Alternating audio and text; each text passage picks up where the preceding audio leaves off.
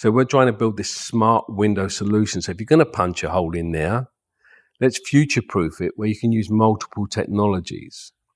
So rather than just sticking a round crystal window in, we put large format windows in, we put NFC tags in them for identification and data management.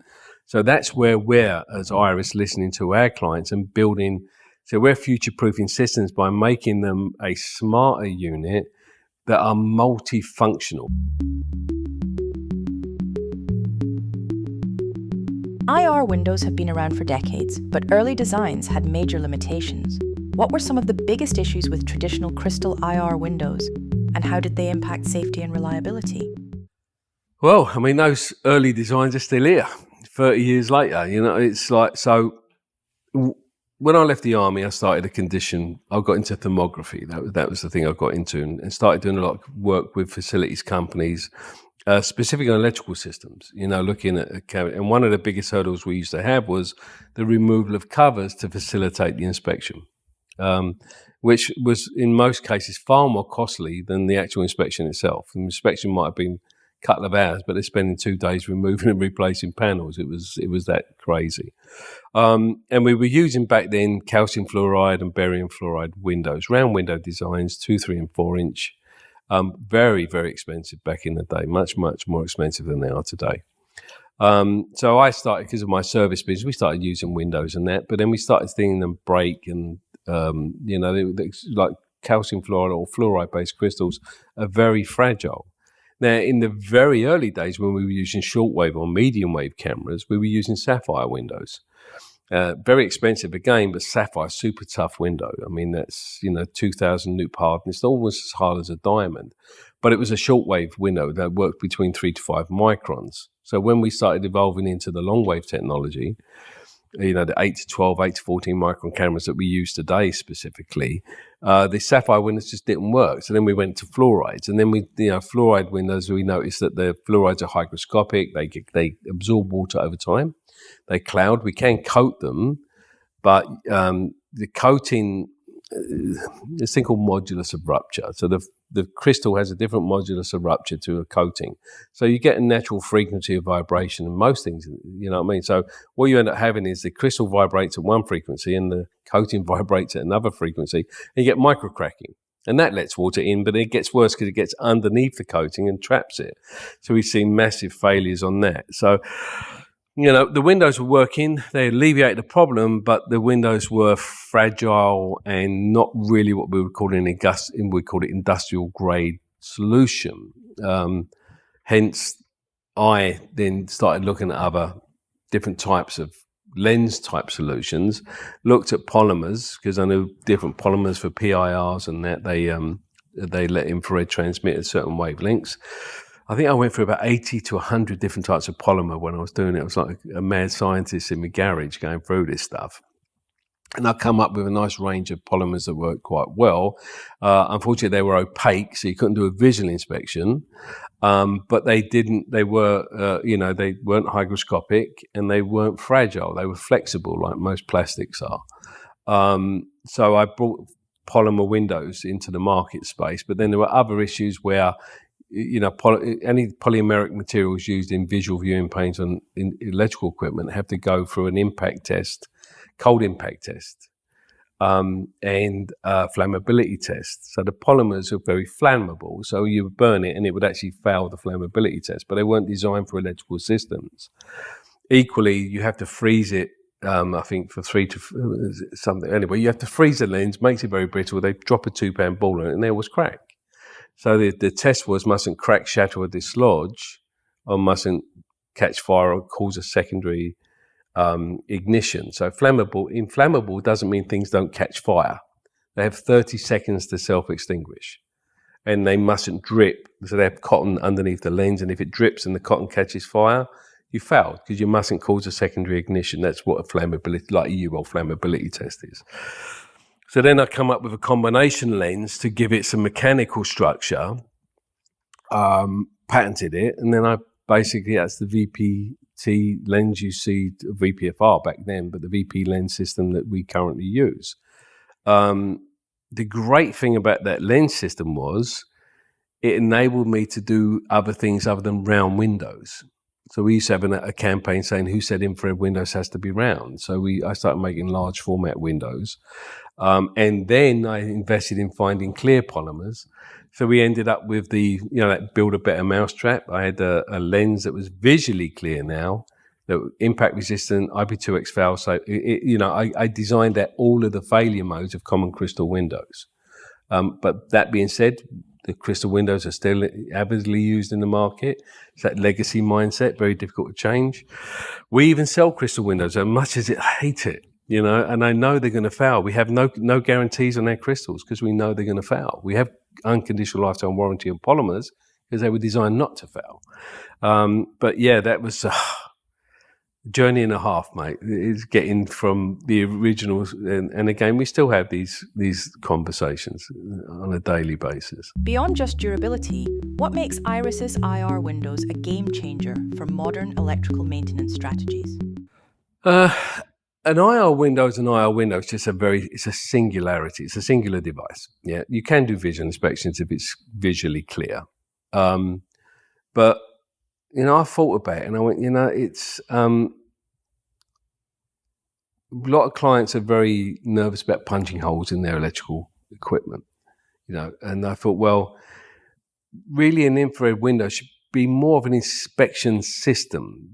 So not just for visual or infrared. So, the lens designs that we came up with, the polymers that I now developed, we can do ultraviolet inspections, visual inspections, and IR inspections, multi-spectral wavelength, so long wave, short wave, mid wave.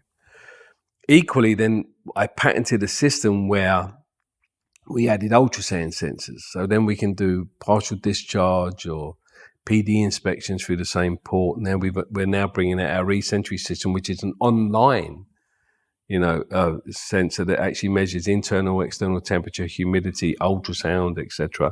So we're trying to build this smart window solution. So if you're going to punch a hole in there, let's future-proof it where you can use multiple technologies.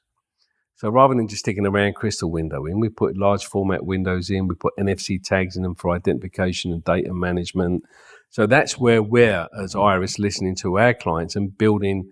So we're future-proofing systems by making them a smarter unit that are multifunctional. So we know our customers have bought cameras. We know they've got ultrasound equipment. We know they've got partial discharge test equipment. But now the Iris inspection system, I don't even like to call it an infrared window anymore because that just pigeonholes it. This is an inspection system that if you're going to put a hole in your panel, you want to get as much out of it as you can. And it needs to be future-proof that it's going to not work to just a day, but the same thing in 20 years' time. How do inspection windows improve the resilience of a facility? Well, like COVID, when COVID hit, it just showed us just how reliant we were on external resources. Yeah, so, a lot of customers were contracting out a lot of their maintenance, a lot of their inspection work, etc. So again, when that went away and they couldn't get people in, they thought, well, let's use cameras and ultrasound equipment ourselves to do the inspections. But they then recognized that actually I can't do an infrared, no matter what the movies show me, I can't do an infrared image for a solid door. I have to open the door, but I don't have the people here to open the door because we're not task qualified. So then it was like they did the best they could with the equipment that they had on hand. But when we started coming out of it, it was like, well, we can design our systems, our equipment, our assets that they're more user-friendly to condition monitoring inspections.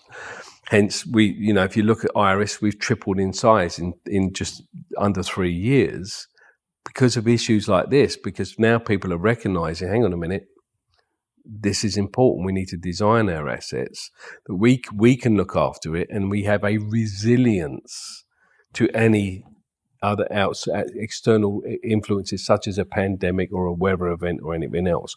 We can take care of our assets. So now with their resilience planning, they're using that's Iris's game. I mean, if you look at it, I think one of the R's should be resilience, because that's what we're doing with our clients. We are giving them the freedom to be able to inspect fully energized online assets at any time with any skill set. Yeah, it doesn't get any more resilient than that.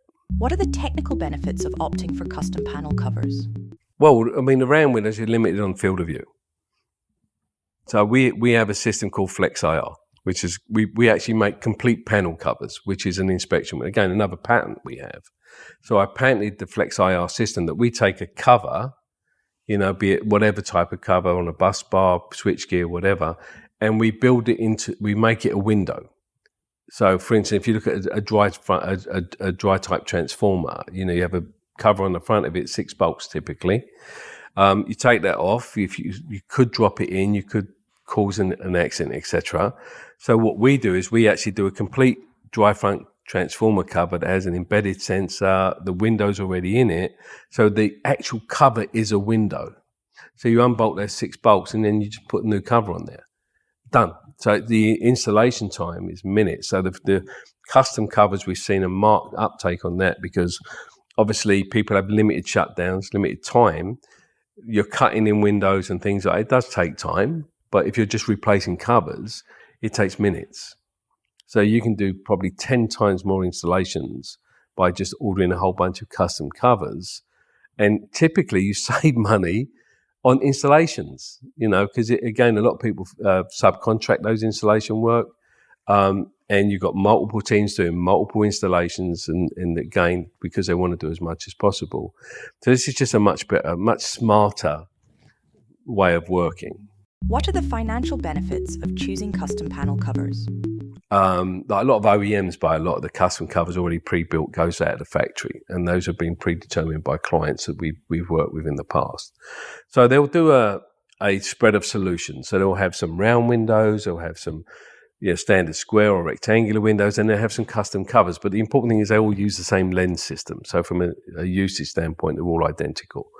But it does boil down to a custom window could probably be 20 to 30% more than a window of its size, but it saves you all the installation time. But equally, if you, for instance, want to do the front, I've seen fronts of switchgear where they've got 12 round windows on there. Yeah, well, we do 2 custom covers, and they're actually probably 60% of the cost of the round windows, excluding installation. So people, I've seen some pieces of equipment, looks like bloody Swiss cheese, there's so many windows all over it. Whereas they could have just designed one simple large format window. So again, another adage you can look at is if you look at a piece of switchgear, they typically have large rectangular windows because people need to look at for disengagement of blade switches to make sure it's de-energized. They can do an inspection through the window, but it's big for a reason. They need to get their head in there and a lamp, like a torch or a flashlight, whichever part of the world you come from, you know what I mean? But they've got to look inside there. So the large format windows, the big plexiglass windows we've been using for years. What drove that was because you need to see everything. Now you've got a small round window, what are you going to see? It's not a lot, and you've got all these neat solutions, but you can't get this and a flashlight into a small round window, where the large formats give you much more flexibility in the inspections that you need to do. Looking ahead, what's next for IR window technology? And how do you see Iris continuing to push the industry forward? Well, the window designs, as sort of alluded to before, for instance, we've just brought out a range of, it's called the HT range, but they're designed for boilers and refractories in oil and gas for a specific requirement, and it's more about sustainability, carbon footprint reduction. Every time they open a boiler window, it just sucks in there and the burners go all over the place, and it's just, using way too much gas. It's overcooling or undercooling. You get localized cooling where you need to inspect, and you get overheating in another part.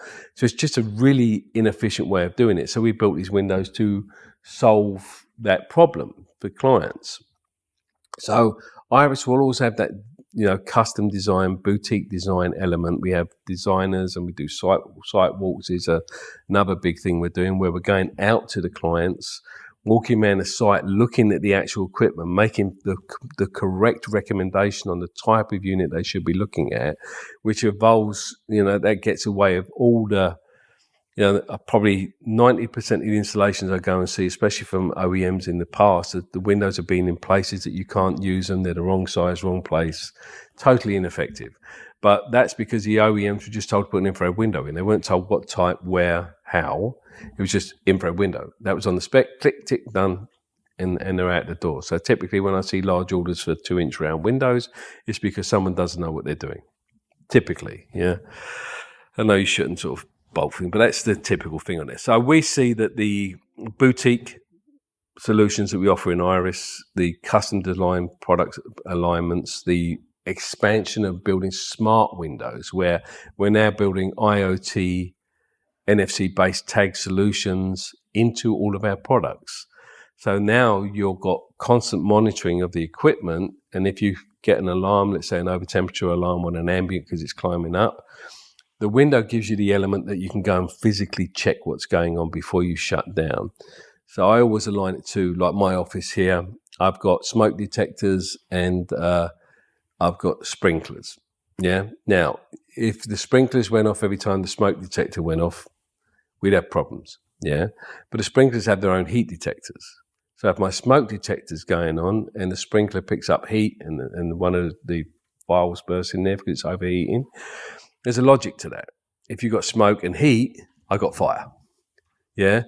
So with regards to inspection windows, they are that secondary line of confirmation. So, you get an alarm from a sensor, you go and see what's going on, you physically look in, you can actually tell what's going on. And then the engineer can make a educated decision based on say, well, that's close to where we need to be. We're going to have to book this in. We need to get some load. We can start to do things because the last thing you want to do is shut things down. So again, the window is an extension of the operator or end user. It's like I was on a thing, one of the committees I sit on, it was like a sort of a round table I was sitting on, and a young lady there, she's a data scientist, and they asked her, is AI going to take over? Big data going to take over? And she went, no. She goes, we're always going to need people. But she goes, I think AI-assisted people will take over people. So we're in that transition phase. So what Iris is trying to do is be that AI-assisted element to people. So we give them the safe access to equipment anytime they want to do it, but we're monitoring it for them as well. So we're watching their back. So that's where Iris is going with E Sentry systems and E Sentry Connect and added to our windows and the training. There's a myriad of things we're doing really, but it's all aligned to the same goal. And that's really just managing assets in a much more effective, cost-effective way. Red Talks features voices driving safety, reliability, and innovation forward in the industrial world. If your work challenges the status quo, we'd like to hear from you. Learn more at redtalk.com/about.